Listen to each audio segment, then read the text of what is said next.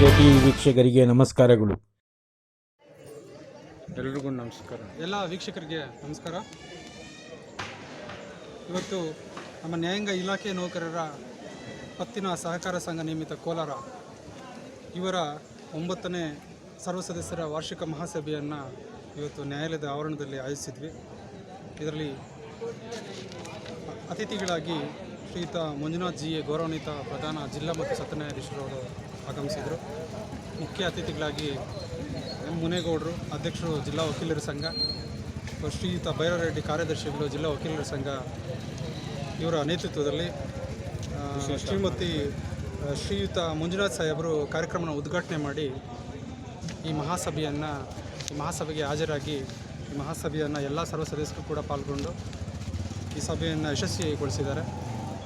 ಇದರಲ್ಲಿ ನಮ್ಮ ವಾರ್ಷಿಕ ಸಭೆಯಲ್ಲಿ ನಾವು ಈ ವಾರ್ಷಿಕ ಅವಯವ ಮತ್ತು ಇದರಲ್ಲಿ ಆಡಿಟ್ ವರದಿಯನ್ನು ನಮ್ಮ ಸಭೆಗೆ ತಿಳಿಸುವಂಥ ಒಂದು ಕಾರ್ಯಕ್ರಮವನ್ನು ಇಟ್ಕೊಂಡಿರ್ತೇವೆ.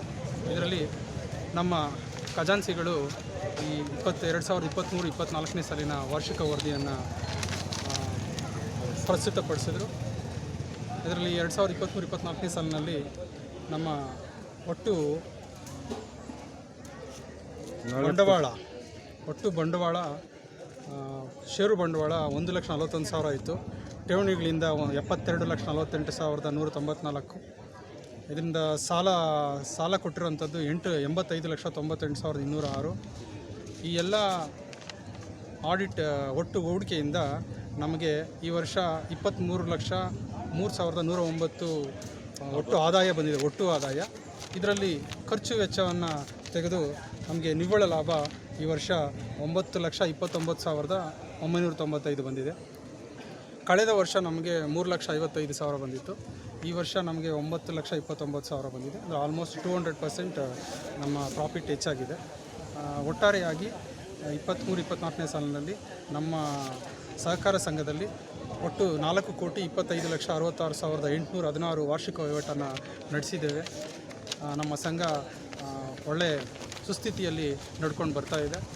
ಇದಕ್ಕೆ ಕಾರಣಕರ್ತರಾದಂಥವರು ನಮ್ಮ ಎಲ್ಲ ಸರ್ವ ಸದಸ್ಯರು, ಮಾಜಿ ಅಧ್ಯಕ್ಷರುಗಳು, ಮತ್ತು ಈಗಿನ ಎಲ್ಲ ಪದಾಧಿಕಾರಿಗಳು ಅಂತ ಹೇಳ್ತಾ, ಇದರಲ್ಲಿ ನಮ್ಮ ಪಬ್ಲಿಕ್ಗೆ ಯೂಸ್ ಆಗುವಂಥ ವಿಷಯ ಏನಿದೆ ಅಂದರೆ, ಇಲ್ಲಿ ನಾವು ಸಂಘದಿಂದ FDಯನ್ನು ಪಡಿತೇವೆ. ಅದರಲ್ಲಿ ಅವ್ರಿಗೆ 5 ವರ್ಷದವರೆಗೂ ಏನಾದರೂ ಅವರು FD ಇಟ್ಟರೆ ಅವ್ರಿಗೆ 8% ಕೊಡ್ತೇವೆ. ಯಾವುದೇ ಬ್ಯಾಂಕಿಗಿಂತ ಹೆಚ್ಚಿನ ಬಡ್ಡಿಯನ್ನು ನಾವು ನೀಡ್ತೇವೆ.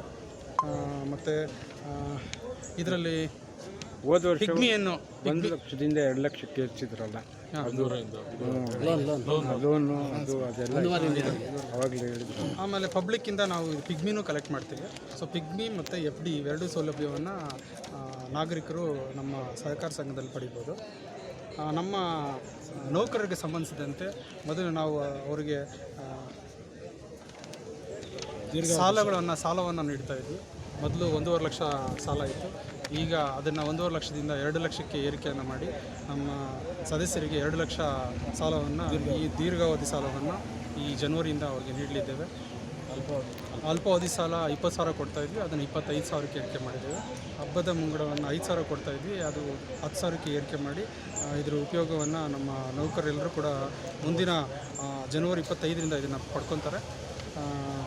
ಹಾಗಾಗಿ ಎಲ್ಲ ಈ ಕಾರ್ಯಕ್ರಮವನ್ನು ಯಶಸ್ವಿಯಾಗಿ ಇವತ್ತು ನೆರವೇರಿದೆ ಅಂತ ಹೇಳೋದಕ್ಕೆ ತುಂಬ ಖುಷಿಯಾಗುತ್ತೆ.